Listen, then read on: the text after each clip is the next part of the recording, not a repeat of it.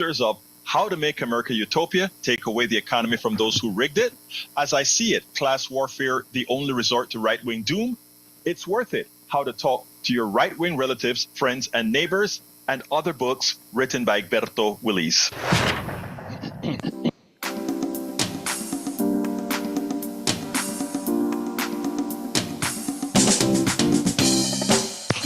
Welcome to Politics Done Right. My name is Egberto Willis, your host. Good morning, Houston. Good morning, Harris County. Good morning to the great state of Texas. Good morning to Northeast Texas, Southeast Texas, Northwest Louisiana, Southwest Louisiana, and to every nook and cranny receiving the signal from our 100,000 watt transmitter that gets into those magical boxes known as radios, aka Howard Reynolds boxes. Anyway, we are going to have a great show. Good morning to the world receiving our signals via the internet, that thing also known as the ARPANET, created by we the people. You know what, folks? Most of the things in this world, most of the things in this country is actually created by the collective body called we the people, the average American citizen, the average world citizen. They're the creators, they're the intellect, they're the ones who do things. So how comes just a few of us profit immensely from it? How comes there are guys like Elon Musk who give the impression that he knows something you don't? He doesn't. But anyway, we got a lot to talk about. Before we get busy, let's go to the geniuses who are also a collective that brings all of this to you. Hey, El Señor Jack Van Bever and El Señor Howard Reynolds. Good morning, people. Man, I got first billing today. That's right, he did. Which reminds me, I'm going to have to heap praise upon Jack again. He's not used to this sort of thing, but Jack, you're very valuable to me. Thank you. I could never do this job without you. I'm glad I'm of help to you. And well, he pushes the buttons that make things work. I just sit here and go, okay, let's go on the radio, and there he is. Tuesday morning at the radio here, and we are going to do a live broadcast again this week. On Thursday, we will be at Main Street Crossing up in Tomball for the Mo Bandy Show. That's going to be a lot of fun up there. He's still around? Yeah. Well, that's what everybody says. Oh, we thought he was dead. No, he's still alive. He's out there playing on tour. 80 years old. You got to honor this guy. So we will be out there broadcasting live. We're not going to broadcast the concert. It's kind of like a pre-show broadcast where we'll play a lot of Mo Bandy music, and it's going to be broadcast on our new channel, HD3. The classic country station, HD3. So we want everyone who's got an HD radio to tune in. You can't get it by streaming just yet, but we're working on that. But classic country, 90.1 HD3, live broadcast on Thursday. It's going to be a lot of fun. What time? The broadcast will be from 5 until 7:30. Mo takes the stage at 8 o'clock. I wish we could broadcast the concert. That would be just so great, but they don't let us do that anymore. Because, well, you know. Anyway, Elon Musk does know something that I don't know, how rich he is. I don't know how rich he is. But as far as intellect, I don't know. I keep a community radio station on the air. I wonder if he could do the same. I don't know, man. I don't know. I do know he couldn't, but go ahead. It's a real challenge, believe me, to keep this station on the air. I'll be out at the transmitter this afternoon doing some improvements on our internet connection out there. Just how we get there. We don't have a microwave tower or any type of a T1 line. So we're streaming on the internet and picking it up on the other side, which can have its challenges too. Jack, you have a whole page, darn near a whole page of wisdom there. Man, it's funny how that stuff comes out. And we need wisdom of all things. Yes, indeed. Good morning, Egberto. How are you? Good morning, my brother. Talk to me. Corporate greed. Most of the problems we face today are due to corporate greed. Climate change is all about corporate greed and profiteering. We know fossil fuels are the root of climate change, yet the fossil fuel industry is poised to drive us off a climate cliff with their call to drill, baby, drill. They would rather profit from fossil fuel than acknowledge climate change and the 30 plus years of climate denial that has placed humanity way behind the curve to intervene in catastrophic climate change. We are destroying ourselves and our future, 1 gallon at a time, and time is ticking. Well, just remember, they die too. Time is ticking. Yeah, but they die in luxury. Yeah. We die in misery. Is there a difference? I mean, we're both dead. I All right. tell you, that is so true. Great one again, and I am going to tie into. I'm glad you brought up the climate change because that's the second topic that I'm going to talk about. The first topic I'm going to talk about wasn't in the newsletter, but this morning I woke up with a heavy heart after read. Well, actually it is, but I changed it a little bit after reading an item by item, a day by day account of somebody living close to Asheville, North Carolina. But before that, I want to touch on a subject called projection. Right now, with the problems occurring with the hurricane in several states, Donald Trump is infusing people's minds, the people that listen to him, the people on Fox News, and he have all these other parrots repeating that things like the Biden administration is not helping the Republican areas of the states that have been inflicted all with all this damage at all. And he's making mention of all these types of issues, which are patently false. They are lies. And with Trump, what you notice is the things that he said. He on a campaign trail now. He's saying, if Kamala Harris is elected, it's the end of democracy, and you will lose the freedom to speak, the freedom of the press, etc. All these things he's saying, and I want everybody to keep in the back of their minds that magical word called projection. Because as he speaks, much of what he's saying is the way he feels, the things he does. The classic example is talking about not helping certain areas of the country.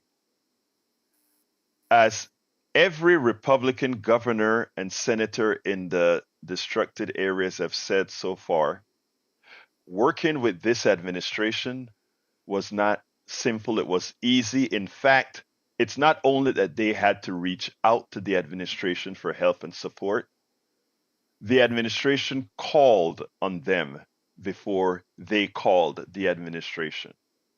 The administration called, Biden called the governor of Georgia before the governor of Georgia called him to ask, how can I help? The governor of Georgia called back and said, thank you for the help. I'll let you know as it goes on what I need. The Democratic governor of North Carolina said the same. The Republican senator of North Carolina said the same.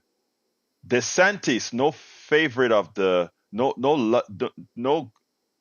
Biden lover, said the same thing, even as he refuses right now to take calls from Kamala Harris, who wants to know, how can I help? A big storm, one bigger than expected, one bigger than forecast, is about to hit Florida in the Tampa area.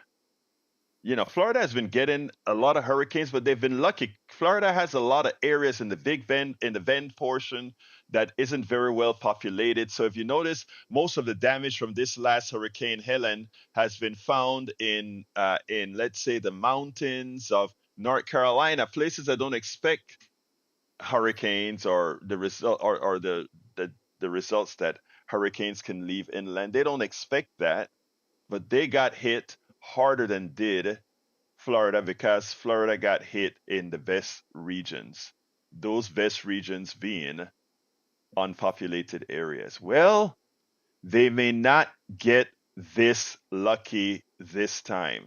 Tampa has been getting to the left and the right of hurricanes over the last several years, but haven't been taking direct hits of strong hurricanes. And now it seems like their luck may have run out. As I see what is happening in Tampa, I fear for Houston, Houston, Texas, where this broadcast emanates from.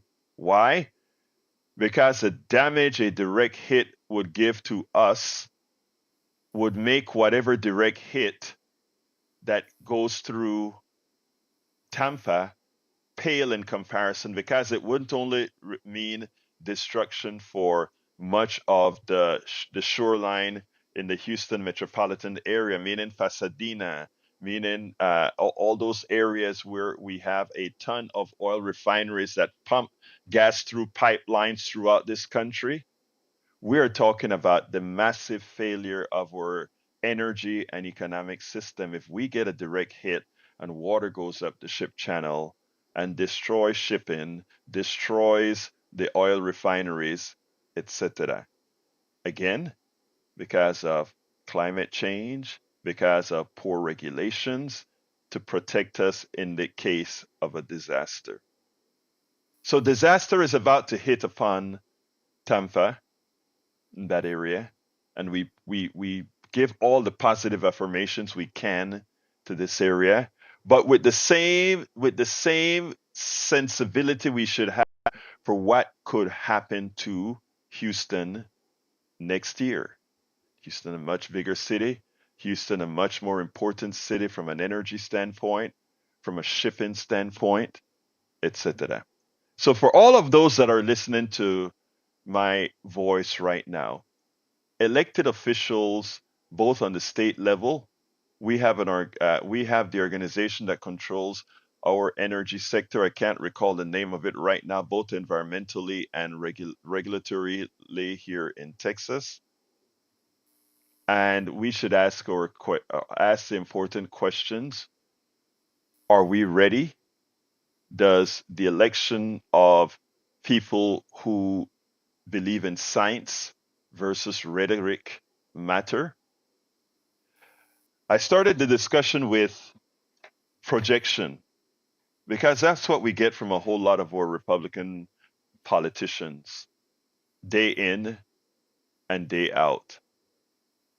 And we have Donald Trump again claiming that somehow the response is party based. We have the Republican governors, senators, etc., of the affected states saying otherwise. But what we have now is evidence that Donald Trump, with his projection, is actually not, we won't have to say he would do that. We can say that we know for a fact he contemplated doing that. Politico reports the following. In the aftermath of Hurricane Helen, former President Donald Trump has blasted the Biden administration for its handling of the disaster, going so far as to accuse Democratic leaders of ignoring the needs of Republican storm victims. That's a lie. Now we know that's projection. How? But a review of Trump's record by Politico's E&E News and interviews with two former Trump White House officials show that the former president was flagrantly partisan at times in response to disasters, and on at least 3 occasions hesitated to give disaster aid to areas he considered politically hostile or ordered special treatment for pro-Trump states. Mark Harvey, who was Trump's senior director for resilience policy on the National Security Council staff, told E&E News on Wednesday that Trump initially refused to approve disaster aid for California after deadly wildfires in 2018 because of the state's Democratic leanings. But Harvey said Trump changed his mind after Harvey pulled voting results to show him that heavily damaged Orange County, California, had more Trump supporters than the entire state of Iowa. So only after he was convinced,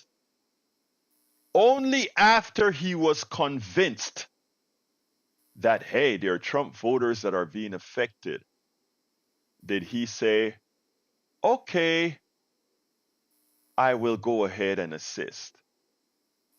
Another one, they love me in the panhandle.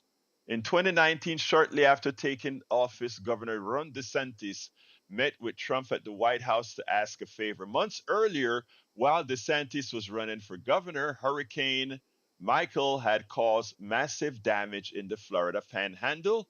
DeSantis asked, would the president order the Federal Emergency Management Agency to pay 100% of the recovery cost instead of its customary 75%? This is Trump country, and they need your help, DeSantis told the president, according to the Republican governor's autobiography, The Courage to Be Free. They love me in the panhandle, Trump replied, according to DeSantis, book pushing in 2023 as he was preparing for run for president. I must have won 90% of the vote. They're huge crowds. What do they need? On March 2019, Trump signed an order directing 100% of most disaster costs in Florida. As a result, FEMA paid roughly $350 million more than it would have without Trump's intervention. Again, an area they voted for me, I am going to change the law, and I'm going to give you 100% of the coverage. But less than 2 months earlier, Trump threatened to veto a disaster aid measure in Congress that would have FEMA pay 100% of all disaster costs in Puerto Rico and the U.S. Virgin Islands after Hurricane Maria killed more than 3,000 people. The White House said in January 16, 2019 policy statement that it strongly objected to the proposal. Cost shares are critical to ensure that work with impacted jurisdictions is collaborative and that both partners have incentives to operate efficiently and control costs. The Trump Office of Management and Budget wrote, the legislation failed in the Senate. President often increases the federal share of disaster costs for worst disaster. Trump himself increased the federal share, followed 23 disasters during its administration after Maria. So as you can see, it is projection when he talks about other governors trying to somehow base their support on whether people voted for them or not. It is Trump who did that. It is Democratic administrations like Biden and Obama's. Remember Obama's embrace of the New Jersey governor, Chris Christie, which almost got Christie in trouble because, again, he hugged a Democrat. He showed some humanity. So, folks, who you elect matters. If you elect super partisanships, politicians that only lie to you, it matters. There are several of them going around the country right now, lying to you about legal immigrants eating cats and dogs to create friction. They're threatening people with legal immigration status to throw them out of the country. They're threatening right now to go ahead and do all of these things, not just to immigrants, but to you. And what do I mean by to you as well? Well, as you know, there is climate change, and we have the partisan Republican elected officials choosing to disregard it, to make believe it doesn't exist, and their votes reflect that. And if we take a look at their votes, we'll say, well, it doesn't matter if they say these things because we know the government will be there for them. Well, FEMA needs money now because the disasters are getting more massive. And so we pass bills to do that. Well, let's get clear here. There's a list that who voted against FEMA relief before Helene battered their home states. Several Republicans that many Republicans elected voted against the interests of those who elected them. My question to all of you who voted for your state reps, who voted for the people who are representing you in Congress, who voted against your best will, what should be there to protect you. Do they deserve your vote again? Let's get clear. North Carolina. I'm going to make sure to name you the people. Again, we're listened to all over, not only live, but in podcasts. So I want you to open your ears here, people. These are people who voted to say, let's not give you a penny if a disaster hits you, even though these are the same people that are voting to protect those industries that are exacerbating climate change, that are exacerbating the things that affect you most, with both pollution, with weather, with regulations that ensure that these corporations won't dump crap in your creeks, won't pollute your groundwater. These are the same guys. So let's get started. North Carolina. Who voted against it? Senator Ted Budd. Who voted against FEMA?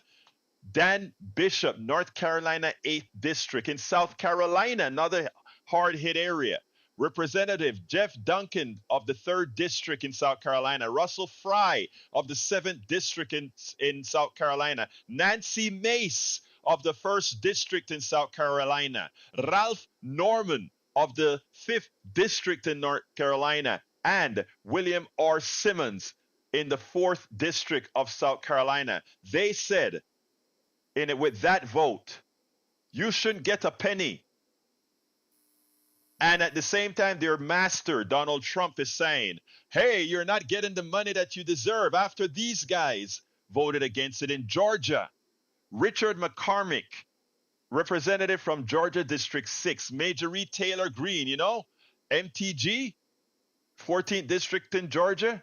Are you going to elect that mouthpiece again?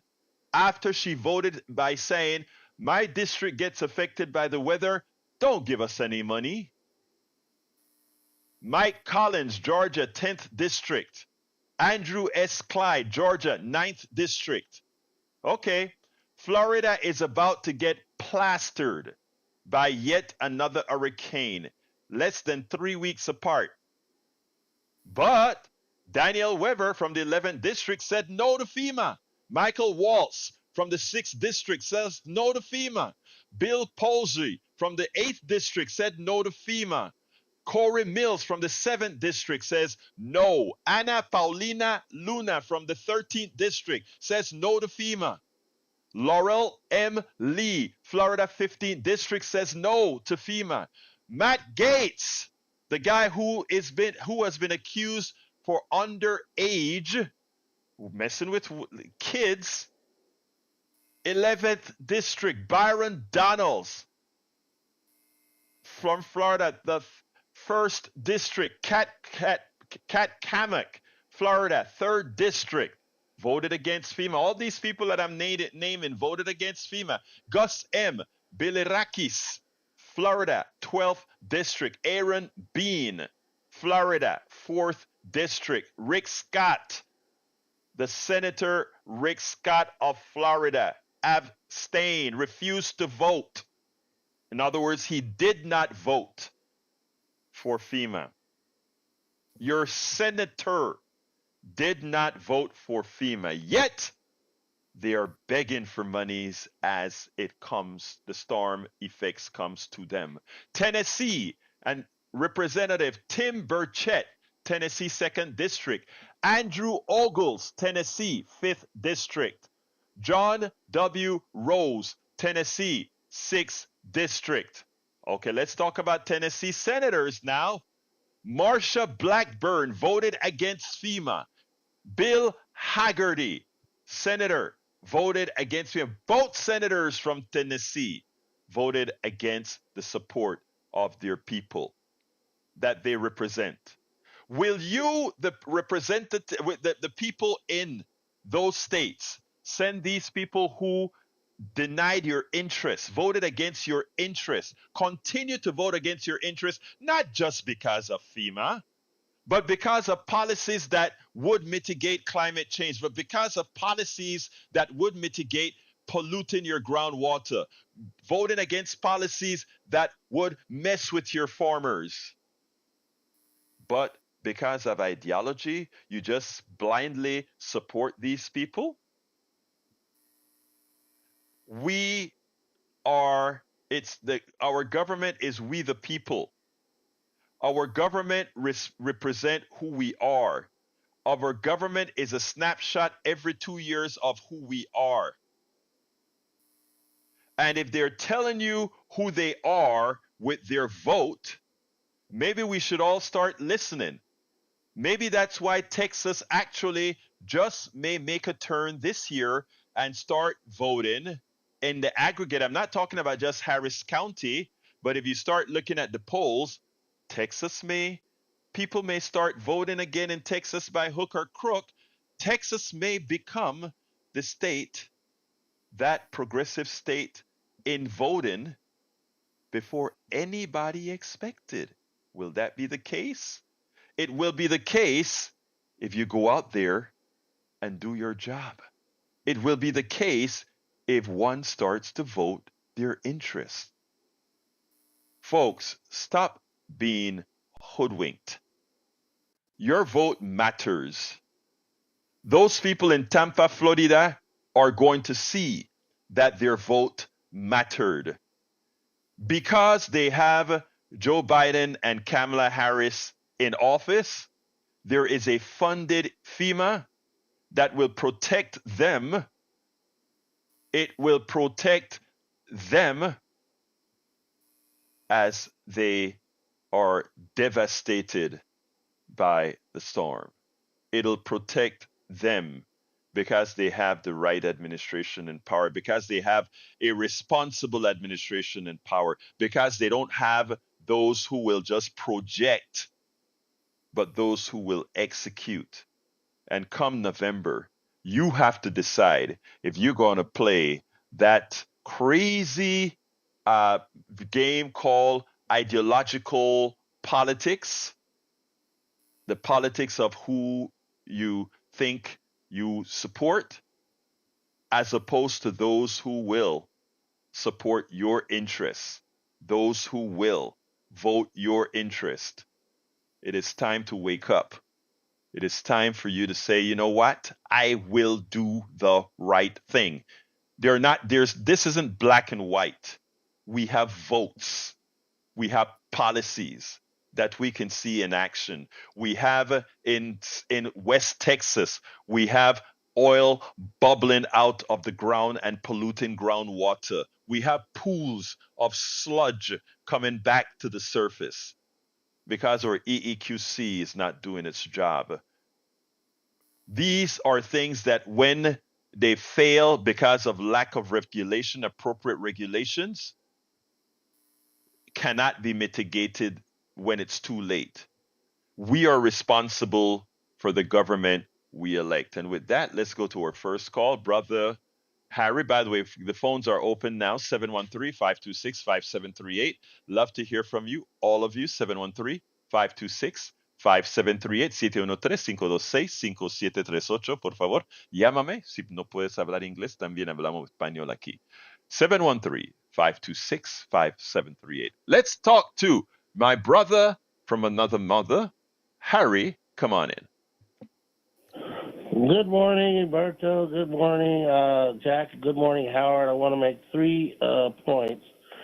First, I want to talk about your projection and Donald Trump and then Republicans and neoliberal. The second point I want to comment on is Arnie Arnesen show. A couple of things I disagree with her.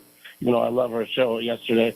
And then the third thing is I want to thank Howard Reynolds and the music he does before he starts, or Politics Done Right starts. Well, projection. I've come up with this. I've told you about this before, Huberta. The For Your Eyes Only movie with James Bond with Columbo and Christatos. When Columbo told Christatos, he told you about himself. Projection. Now, what Kamala Harris and what Joe Biden need to do in these final weeks is they need to preach at these rallies. Donald Trump and all these Republicans that you just got through naming in those states and districts with not giving money to FEMA, they need to talk about they told you about themselves. And then whenever they get into a jam in these hurricanes, and one other thing you didn't mention, I do recall back then with the California fires, Roberto, I remember Tom Hartman talking about how he complained. Our friend Tom Hartman was complaining on his show about how Donald Trump, when he was president then, in Oregon, when Oregon was getting all those record temperatures and they were getting fires up there, and Donald Trump didn't want to send money up there to where Tom Hartman and his wife Louise live. And Puerto Rico with Maria, he, as we know, he said, I'm not giving any more money for your S-hole nation. You know, he mentioned that too. Let's go on to Arnie. Okay, go to second topic, Harry. Yeah, I was going to talk about Arnie Arson briefly. She did have a good show today. It was her Rethink the Week with her panel today. But yesterday she talked about when she got on. She talked about the vice presidential debate from last week, and there were two things that I didn't mention this yesterday that she got on Tim Walz about. And I mentioned this on your show last week when she talked about the undocumented people it was affordable homes. And then Tim Walz jumped on J.D. Vance on that and said that and called him out on that and said it's Wall Street. It's not undocumented people. That's why people can't have affordable homes. And Arnie criticized him for that. And I was like, well, Arnie, I don't think you paid attention because Walz got on him on that. And then Walz got on him. Arnie complained about he didn't get on him enough about climate change. And Walz did, saying that climate change was a hoax. And Walz did get on Donald Trump and J.D. Vance last week. So I don't think Arnie heard that too carefully. Now, the third point I want to mention, I just love your two hang-uses in the studio. And I love the music that Howard Reynolds brings. He played Felinicity, Warren Bernhardt. He hasn't played that in a while. And on September 16th, I forgot about that. On Monday, that show that preceded Politics Done Right, he played the song, one of my favorite artists, Greg Karuka's. All right, Harry, I hear you, and thanks for the kudos for brother Howard. Howard is our jewel in the studio. You're right. Absolutely right. But brother, we got to go and keep this stuff moving. So thank you, Harry. Got to go to Johnny. Thank you, brother. Let's go to Johnny. Come on in, brother Johnny. I was in and out of the House during the time you were mentioning about, you mentioned all the different Republican politicians who said no to FEMA. Were you saying that they're saying no to funding FEMA or no to FEMA aid for their constituents during a natural disaster? No to funding FEMA. Really? And they said this on national TV. No, actually what I'm saying is this is their vote. What I wanted to call out is these are states that are susceptible to natural disasters.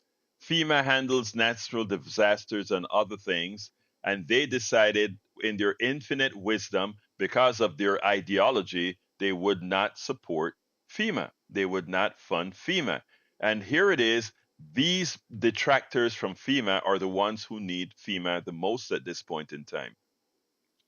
Typical Republicans.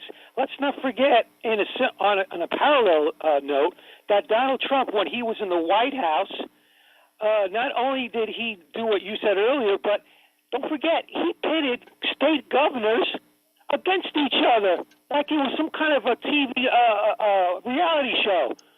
Who gets the most aid or the best aid for their their state during the COVID crisis.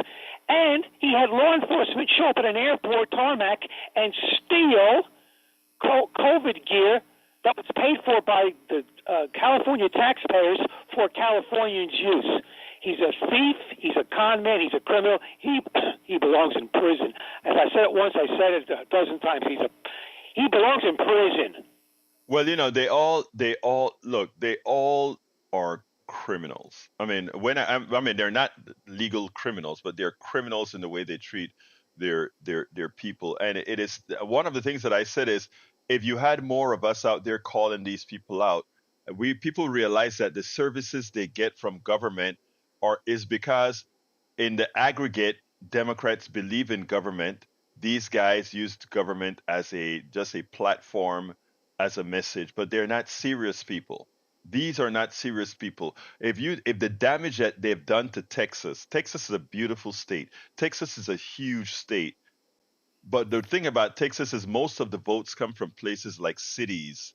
But if you see what the policies of our Republican legislature that's owned the state for the last 30 years, what they have done to our rural areas. And I mean, they have decimated our rural areas. And because there's limited information, our rural areas don't realize that the people that are harming them is the people they elect.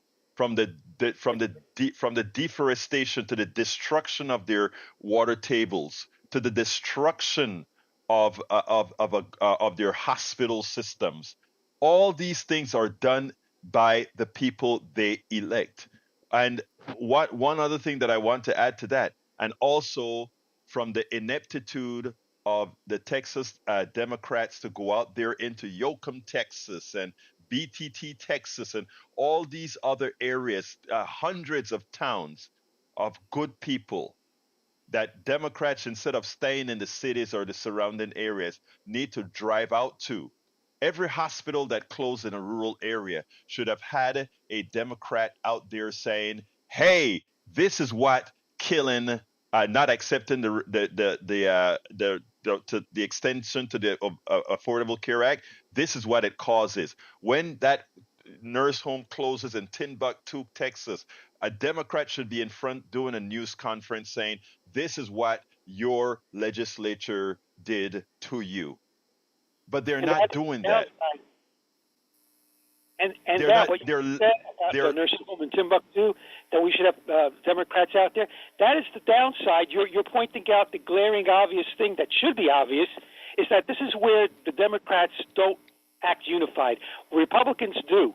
They march in lockstep, and that's their advantage over us. And I will push back to what you just said respectfully. It is criminal when you put razor wire in the water hoping for people trying to flee to this country to get caught and bleed to death. That's a criminal act. It's a criminal act when you set governors against each other and you refuse to send monies, and you have to be persuaded, coaxed with a coloring book to send federal monies to a place where he thinks Democrats live and work. People are criminal. He sold state secrets to the tune of $1.6 billion, Alberto. He's a criminal. All criminals. Look, I'm not going to disagree with you there. The only thing I'm saying is legal criminality. It's like I call what Wall Street does when the policies that it has or things that it's done has caused people to kill themselves, has caused people to be harmed. I think that's criminal. I think, if you have something called involuntary manslaughter, many of the things that corporate America does could classify as involuntary manslaughter. Whether it's that they do it or not, that doesn't happen. But Brother Johnny, I got to move on. Thank you so kindly for your call, my brother. You have a wonderful rest of your day. Let's go to Brother Patrick, line number 1. Come on in, Patrick. Hey, good morning.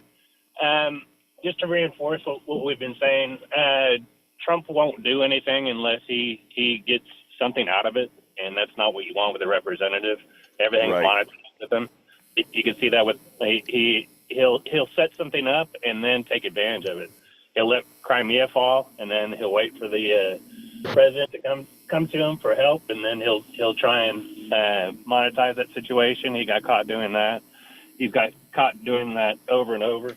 But what I'd like to point out further is it's not just him. It became a policy of the Republican Party when the day that Obama was inaugurated, that even if a policy that a Democrat passes benefits their people, they will sabotage it because they don't want any successes by the opposition, even if it helps their constituents. They will allow the people that are suffering or to support them to suffer just to make sure they have an edge in an election.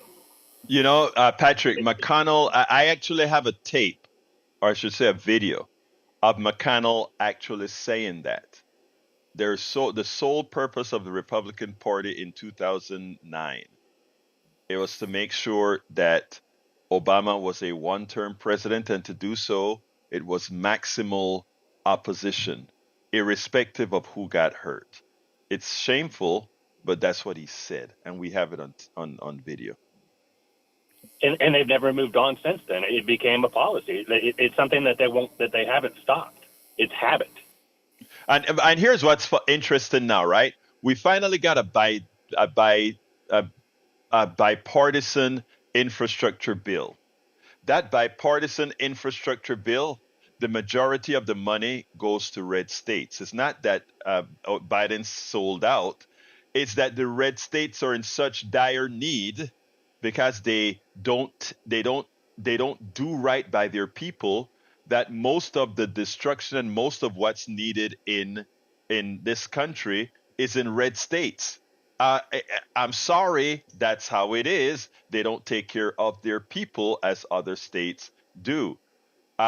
Include what we have with the IRA, the Inflation Reduction Act. That also, a plurality of the monies go into red states to build quite a bit of stuff, battery plants, all these things in red states. It's amazing. It's amazing. And the thing about it is, enough people don't understand that. Continue, my brother Patrick. I was going to point out, and it's the blue states that are funding that. Yes. What you have here is an easy comparison. You can take the two philosophies. You can take the philosophy of the red state and the philosophy of the blue state, and look at their P&L in the bottom line. The red states are negative. The blue states are positive. Which one's working? That's all you got to ask. You know what? It's so funny, and that part is the economic answer, right? So from an economic answer, the blue states are better off than the red state. But let's go now from a humanities standpoint. The red states have less educated people in the red states. The red states also have sicker people that are less healthy. And at the same time, these red states are the ones who say many a times no to the Medicaid expansion to Affordable Care Act. I mean, how evil can you get? You know, I mean, how evil can you get? And folks that are listening to me, whether you're Republican or Democrat, these are just the numbers. What we just said is not up for debate. This is how it is. And these are the choices we have to decide if we want to continue to make as a state or not. Go ahead, Patrick. Close her out for me. Oh, you pretty much closed it out. I appreciate it, and it's easy to see eye to eye. Thank you very much, Patrick. You have a great rest of your day. All right, let's go to Brother Brian. Come on in, Brian. Yeah, I just want to say some things about slavery. The census in 1860, total population of the United States was 31.4 million. 3,900 and some odd people were slave owners. Makes up a population of about 1.4%. And there was 3.9 million slaves. And did you check into when Panama abolished slavery?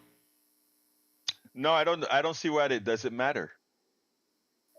Okay, well, you continually say that the United States made its wealth and management off of slaves. Yes, that's a statement of fact again. Okay, that is incorrect. No, it's not incorrect. If you wait, stop. No, sir, stop. Please stop. That is a statement of fact. I'll let you continue. I'll What I give you all the time that I'll give you all the time that you need. But the statement of fact is this country was built on the backs of free labor, indentured servitude, and much more. That 1 point something percent of Americans own slave is one of the reasons why, if you take a look at items like the Bacon Rebellion, why I talk about racism and all of that being so stupid, because the people who have controlled our economic system is not most white people or no, it's definitely not black people, but they've been screwed as well. The only difference is they use race as a calculated economic measure for those few who made a ton of money off of the free labor. And by the way, it's only a few people that make most of the money in this country. So the real alliance should have always been between the working class and the very few that controls the economy. Continue, my friend. Okay, now, in 1776, the world was controlled by monarchs, queens, and kings. Okay. How many people could vote in England? There were I don't right know, at 31 million. Okay, yeah, less than 300,000 people could vote in England, United Kingdom. Okay. What They does were that matter, landowners. sir? What? Please tell me, what does that matter? Honestly, Numbers. I'm trying to figure out your told me- thinking process. Okay, now you said that 2/3 of a man in the Constitution wouldn't allow them to vote, right? You said that. That's correct. You brought up It's 2/3 written. of a You man? can. Hey, wait, I didn't say that. The Constitution said that. Continue, please. Okay. Now, the non-slave owners states wanted no slaves counted in the census. The slave states did want the count to be counted. Yes. So, in other words, the non-slave states did not think that slaves were even humans. If they were not counted, they are not humans. They cannot No, okay, vote, correct? all right. No, let's go ahead and say no. That is a fact. No. Let me tell you what the fact is. You're misrepresenting the fact. And to think about it, I am the one who is a naturalized American citizen. Amazing. Here's what the fact is, sir. Here's what the fact is. The fact is, the southern states wanted to count people that they didn't count as human beings, to decide how much representation they would get in Congress. The blue state says, well, if you're not counting them as people, why should we allow you to count them to decide how much representation you get in Congress? We don't say how many cows you have in your state to determine how many people you represent. And a slave, as far as they were concerned, was just as valuable or just as valuable as a cow. The same way we don't allow you to count cows, we won't allow you to count slaves. Okay, so let's be clear here. That your machination with words make no sense, my dear brother. You're simply wrong. The Constitution was the compromise in the Constitution was simply to get it done, and that blacks were considered 3/5 of a person did nothing for them other than gave the southern states a bit more representation for people who had no human value in those states, and that's a statement of fact as well. Continue, sir. Okay, your first spoken language is Spanish, correct? How much land did the Spanish have in 1540 versus again? What does that matter? Please tell me, why are you bringing those things up? How about if I finish the statement? Because the United States was a merely speck on the domination of the Spanish population. They had it from the Florida Keys.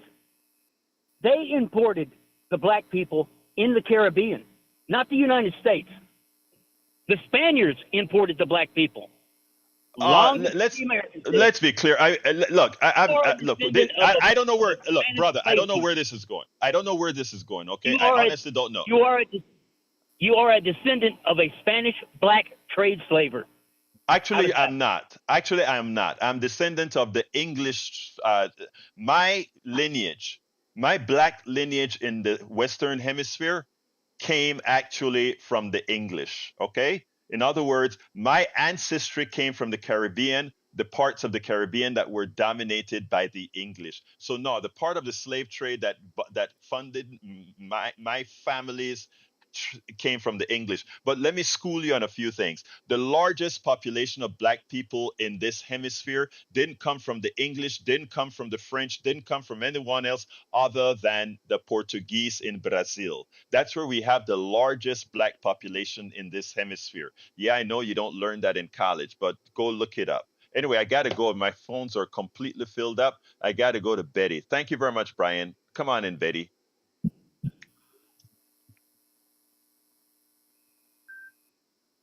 You're on, Betty. My sister Betty, come on Okay, I was just asking if you were okay. in. Yes, I'm okay, Betty. Talk to me, sis. Well, what I want to hit on is women, of course. I like the first lady coming out saying that her body is her body, and the second one is our body is our body. Is when it comes to freaking out, a woman can really freak out, and just when they see a little mouse or a little squirrel in the house. I don't do that. I'm an animal person. I catch them and cut them loose. But some of them freak out. Their arms begin to flopping, and they're dancing on top of the couch on one toe, on their toes up and down. You never seen anything like it. So I'm sure Kamala has pest control going along, and I'm sure she's scared. I'm sure she's not scared either. So it is something that a woman, possesses too. And on Donald Trump and Musk, they're both standing in the bathroom, and it's like Moe and Curly. They're both holding their nose and pointing at each other. That's a good one. Have a good day. Thank you so kindly, Betty. Let's go to Brother Donald. Come on in, Donald. Hey, good morning, Alberto. How are you? I am fine, my brother. Talk to me. Couple of questions. Do you put your pants on one leg at a time? And when you go to the bathroom, does your hooey stink? And if you get cut, do you not bleed red? So why are we always having these discussions with some of your love you, Donald. I so love you, brother. I so love you. I mean, you break things Have a down good one. to those. Hey, wait, no, you're not. Wait, you're not leaving yet till I'm done, my brother. Come on. You break things down to the simplest forms. And you know what? You're absolutely right. And that's why I try to point to people. I don't believe in the race thing, brother, but I live in a racialized society. Okay? Anybody who knows me know that I think race is stupid, right? Race doesn't guide me. The problem is that race guides most of America. And I have to I have to meet people where they are. Okay? I lived among everybody, right? But I got to live where they are. So what I tell you, my dear MAGA white brother Donald, is you make sure and tell all the white people you know that, and you tell all the black people you know that. Because you know what? Maybe at some time that simplicity will metastasize in your brain. Anything else, Donald, before I let you go? Hey, we're all just a number because that's what our Social Security card is for. And that's just the way it is. Have a good Take it one. easy, brother. Yes, sir. You be Yes, cool, sir. brother. Bye-bye. You be cool. All right, let's go. Harry is back. All right, Harry, I think you may be come on in, Harry. Yeah, I wanted to follow up on what Betty was saying because I was going to talk about Elon Musk. He said some things yesterday that are very disturbing. He said that the Democrats want to take away your freedom of speech, and they want to take away your gun. The Republicans beat that tired, dead horse over and over and over again. And as you said in your monologue, Roberto, all that stuff is lies. It's lies. When Donald Trump was talking about that the Republican voters are not getting money because Joe Biden and Kamala Harris spent money on undocumented people, and his Republican-based voters are because of the Hurricane Helene and these victims are just being ignored. It's all lies. Wait, don't only say lies. Also say projection, because that's important. Projection. When they say things, as Howard and Jack would say, we got to vote these bums out, vote out these rats, these liars. That is brother Howard Reynolds' national anthem. Exactly. And I heard I did hear one voter when I was listening to voters the other day. There was a voter Uh-huh. talking about, I can't stand Donald Trump. He is a liar. It really bothers me. I don't want someone who is into himself, a narcissist, a demagogue, a white supremacist, a racist, be All right, about. Harry, I just got my cue. I got to cut you off because we got to close this baby All right. out. Thank you, my brother. Okay. You have a good one. Let's jump to the studio. Brothers in the studio, talk to me. Oh, I was just wondering where this idea that the Democrats want to take away your freedom of speech, where did that come from? Oh, it's a Well, projection because is this another BS story from the Republicans? Oh, yeah. Republicans. Well, what they did it. Yeah, what they used to try to justify that is that they find somewhere where one of the I don't remember the name of the agency try to pretty much tell social media folks that they couldn't do certain things, right? Like maybe lie that will cause problems, and I don't remember the entire story, but it has something to do about that. Okay, you mean like the lie that people are eating dogs and cats in Springfield? The huge lie that caused so many problems? Oh God, oh God, oh God! Yeah, Don't I know. remind me, please. Jack, Please. what you got, man? You know what? I really love to listen to Betty. I would really love to have a show where Donald and Betty are in the deal and let them solve the problems of the world. I know, I love Betty, man. It I would be a love very Betty. long show. It might not ever end. Anyway, guys, we got to end this. First of all, the videos that we were to place, but we didn't quite get to, and I think I'm gonna accuse brother Jack Van Bibber a little bit here because he did change a few things in my monologue. So you're guilty, Jack. You're guilty. Anyway, folks, the rest of the show is at politicsandright.com/newsletter. politicsandright.com/newsletter. Thank you all for being here, callers, listeners, everybody. Love you all. My name is Egberto Willis. This is Politics and Right. And you know how I end this baby. I am what? Out. You're listening to the American Democracy Minute, keeping your government by and for the people. The Pennsylvania Supreme Court refused to rehear a challenge to mail-in ballots with missing or inaccurate dates on the merits